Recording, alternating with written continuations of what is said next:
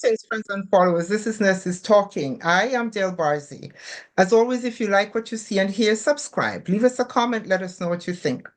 Here on Nurses Talking, we speak to nurses anywhere in the world and at any stage in their nursing journey. And today, I am very, very pleased to welcome Professor Bukola Salami. Professor Salami is a registered nurse, a Tier 1 Canada Research Chair in Black and Racialized People's Health, and a full professor in the Department of Community Health Sciences at Cummings School of Medicine in the University of Calgary. She's also cross-appointed to the Faculty of Nursing, University of Calgary. And her research program focuses on the well-being of Black, immigrant, and racialized people. She's been involved in over 90 funded studies totaling over $250 million. Dr. Salami has received several awards for research excellence, leadership, and community engagement. So thank you so very much for doing this today.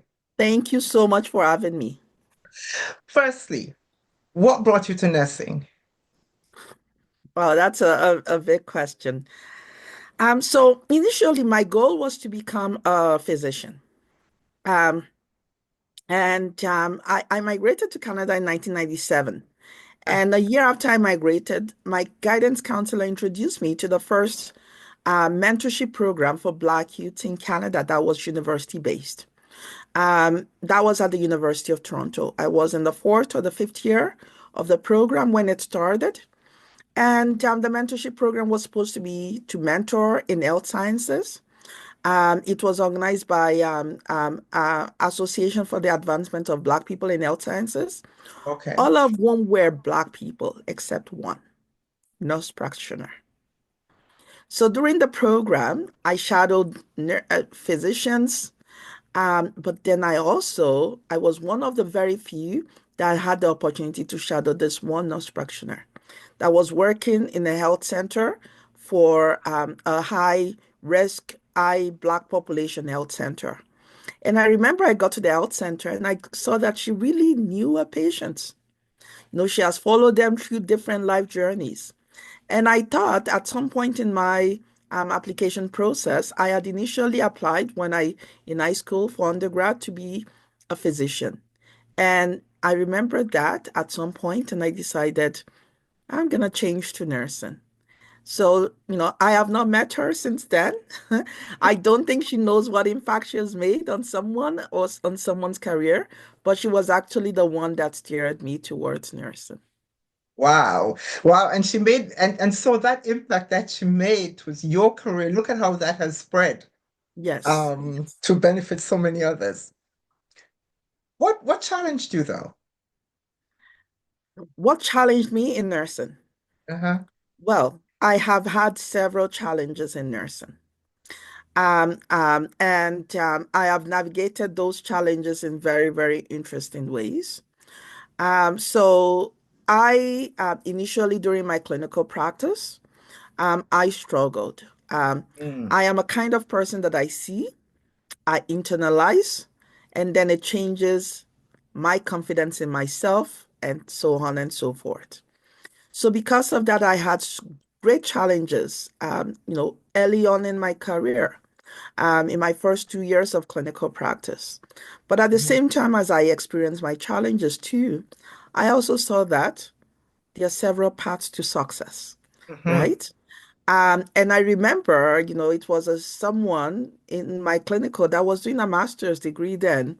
And I spoke to her and I am like, oh, maybe I can try that too. And I applied for my master's and then went on to my PhD. So in nursing, I have been challenged by, when people see you sometimes, the perceptions they have about you, and me seeing that perceptions that people have about me, and then it actually affecting the confidence that I have in myself and the way that my practice functions and the way my practice is delivered. So, Yeah. And so I see that your research focuses on the well-being of Black immigrant and racialized people. And what is your biggest takeaway from all of that research you've done? Because you have been involved in quite a few studies. yes. So, I mean, my biggest takeaway inequities exist, and inequities are structured by several social determinants of health, Mhm. including racism And racism does not exist by In a itself. vacuum. It Hmm. also intersects and reproduces. It reproduces and it will also intersect. So it will reproduce income inequality and also intersect with income inequality to further contribute to poor health status. Yeah. So those are some of the things I've learned. Now in different research projects that I have had, I have had different learnings. So whether it is, doing my research project on, you know, African populations and realizing that, we often do not think about the strengths that African people have and Black people have, including their strengths and their values related to respect, related to community and the sense of community engagement and so on, and how do we integrate it to actually be able to improve people's health. Um, with my Black Youth Mentorship Program, when I started, I thought Black youth were gonna, mentors are gonna mentor Black youths, and I didn't realize that Black youths are gonna mentor each other too in the process and support each other. And the Mm. other thing I didn't realize is the importance that mentorship program can do in terms of creating a positive cultural identity and what Absolutely. that positive cultural identity may be able to do in terms of benefiting youth's well-being and use youth's economic empowerment. Yeah. So those are some of the things that I have found, even with migrants and the resilience that migration have. My research has also shed light on the fact that, migrants, contrary to popular opinion, that migrants' health are the worst when they first arrive in Canada, that some actually have better health and then later on they start reporting worse health outcomes Yeah. over time in Canada. So those are some of the things that, I've been able to actually uncover. Yeah.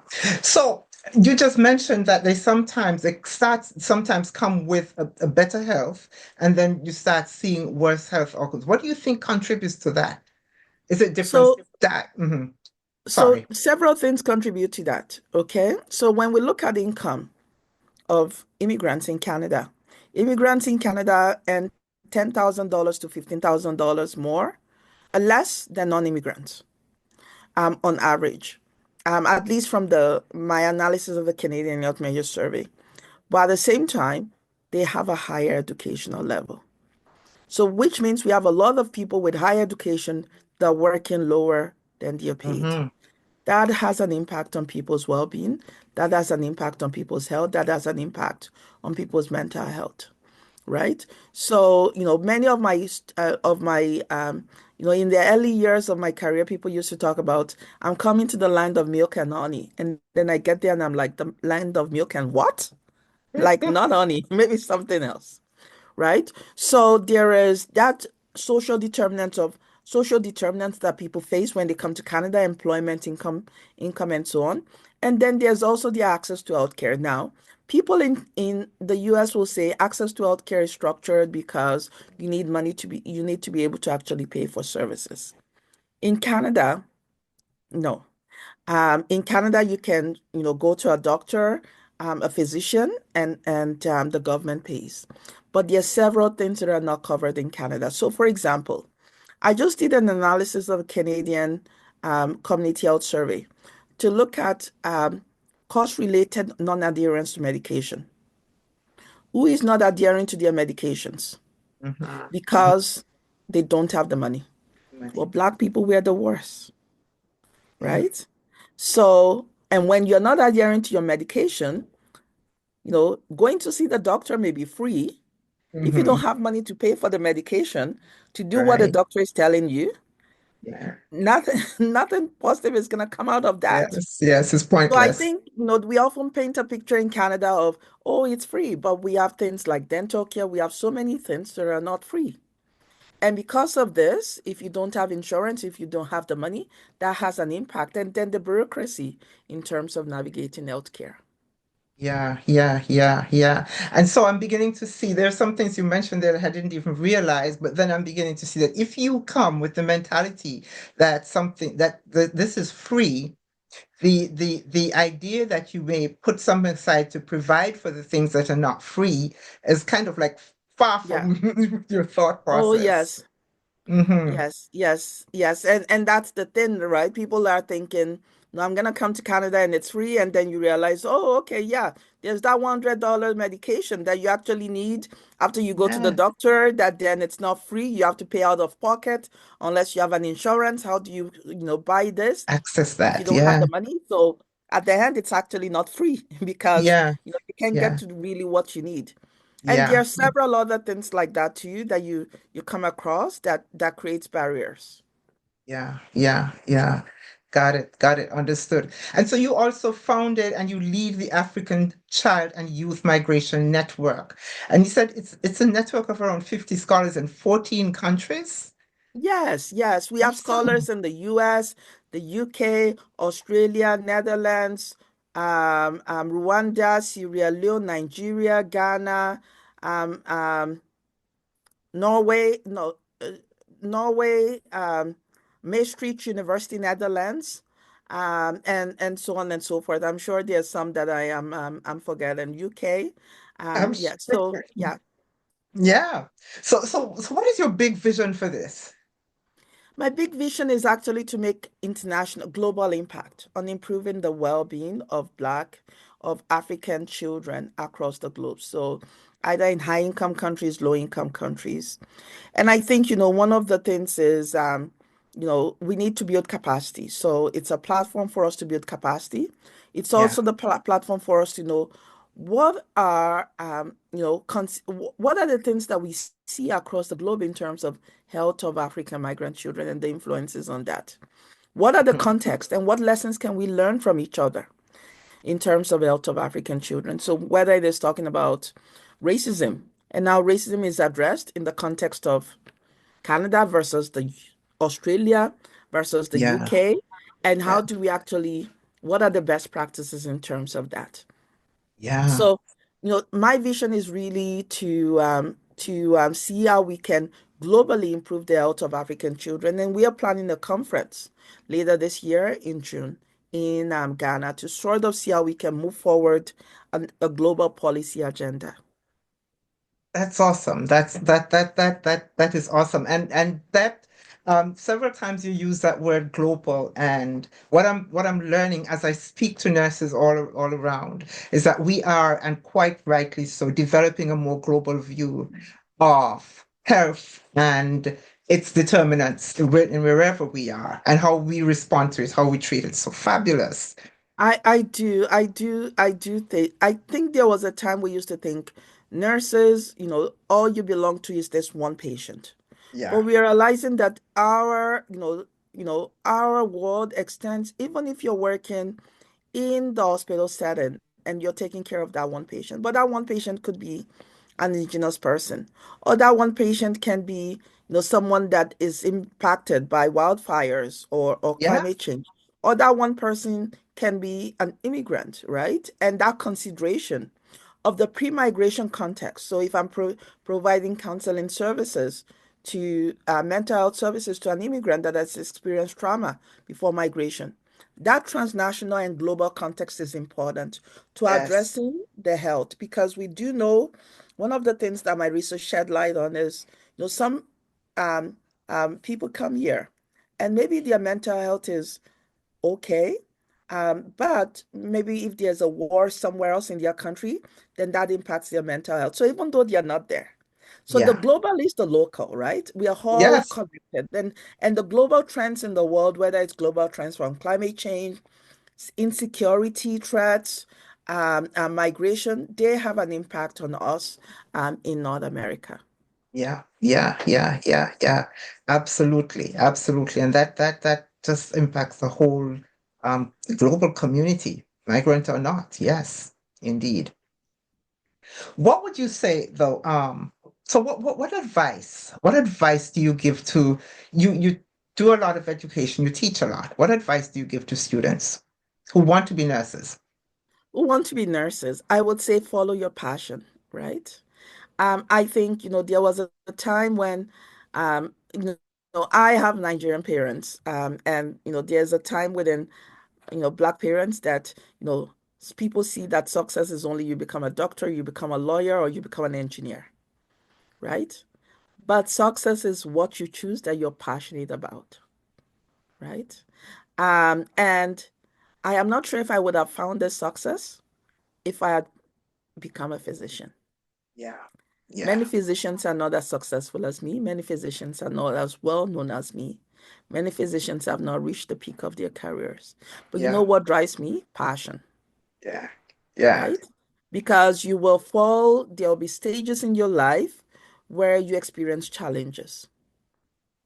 And, what gets you moving through those stages is the passion that you have, right? Yeah. So I would tell the youth, follow your passion. I would also say there are several people that have achieved in the past that have actually fallen, experienced difficulties, experienced challenges. And I say, we'll fall down, but we get back up again. Yeah. So, if you fall, keep moving. And I think for a lot of our youths, the challenge we have for a lot of our youths is they want it now. They Uh-huh. want it now, right? So focusing on that long-term goal is important, right? So I ask my youths, what's your goal in 5 years? What's your goal in 10 years? Not what's your goal just for tomorrow, right? Focus Yeah. on your long-term goal. And your integrity is very important, even as a youth. Your integrity is important as a youth. And, I've also always learned to say thank you to those that helped me out along the journey. So there are several lessons that I've been consistent with throughout my journey, but know that you can do it. You're strong enough. And, nursing is a really, really beautiful profession. And, when you think about, what profession do you have? Where I can go into the health sciences and say I'm there, and I can go into the social sciences and say I'm also there, right? Mm-hmm. So right now, I think I am the only one in Canada that is both involved in the governance structure of the Canadian Institute of Health Research as an advisory board member of CIHR Institute for Human Development, Child and Youth Health, and also on the governing board of the Social Sciences and Humanities Research Council of Canada. And that is I'm not awesome. sure if I would have gotten that if I was not a nurse. Yeah. It's called Yeah. the heart and science of nursing, and I do Yes. both, and I Yeah. can do it all. And Yes. that's one of the things that is beautiful that I think we do not. And I think that is also where innovation lies in nursing. Our ability to actually cross different disciplines and transdisciplinary and work across different disciplines. So, as a nurse, I would tell the nurses that are coming up, undergrads, that they can be leaders in their field, not just leaders of nurses, but we can lead diverse health professions and non-health professions. Yes. We have the skills to be able to lead. Yes, absolutely. Absolutely. I agree. And you talked about crossing disciplines and stuff like that, because that is what we actually do almost every single day. I used to say that the nurse's job description actually encompasses everybody else's on the healthcare team. And you can do that. Yes. And you can do It that. does. You're actually right. We do everything else. We have our own specialty and then do everything else too with the healthcare team. Yeah, yeah, and you just have to listen to what happens around you. If something goes wrong, the first thing somebody says, "Where's the nurse? Ask the nurse." You know? Yeah. Yeah.